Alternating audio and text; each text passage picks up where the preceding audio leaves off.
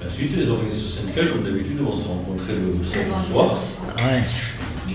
pour décider de la suite de façon intersyndicale. Après, vous savez aussi qu'il y a l'idée de renforcer le mouvement, donc il y a plein d'étapes. Il y a le 8 mars le lendemain déjà.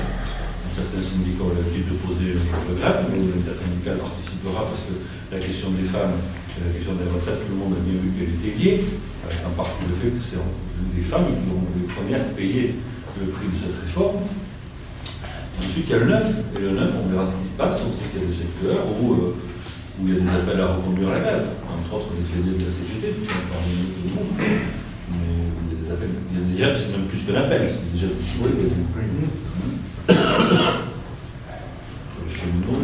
il y a des appels sur la partie cheminot en général, sur la partie énergie, sur la partie. Alors ça rejoint aussi les combats de la réforme, c'est le combat sur les régimes spéciaux qui n'ont rien de spéciaux, qui à un moment a été une avancée même pour un corps social, qui dans certains domaines pourrait servir d'exemple pour une réforme générale pour tout le monde, qui apporterait certaines choses à des gens qui aujourd'hui vont souffrir d'une réforme injuste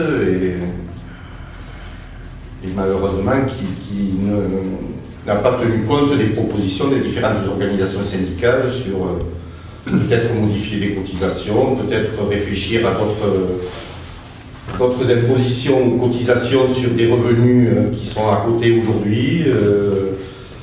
Et tout ça, ça n'a pas été pris en compte, ni même écouté de toute façon, puisque les organisations syndicales ont été reçues plusieurs fois et porté certaines revendications et rien n'a été repris dans le texte définitif.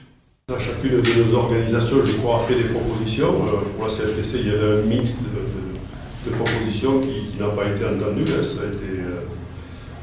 Ça n'a pas été écouté. Et aujourd'hui, en fait, on a l'impression que les syndicats, il y a eu une part de négociation qui semblait avoir s'être bien déroulée. Et au final, quand on regarde les textes, rien n'a été.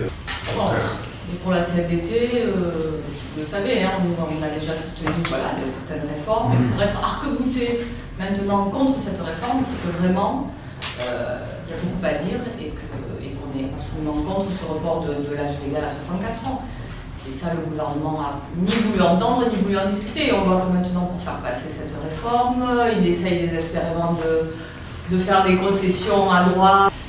On voit que dans l'opinion publique, le discours est inaudible. Sur les 1 200 €, la traite des femmes, la population ne comprend pas, la population soutient les organisations syndicales. Donc on espère à un moment donné être entendu.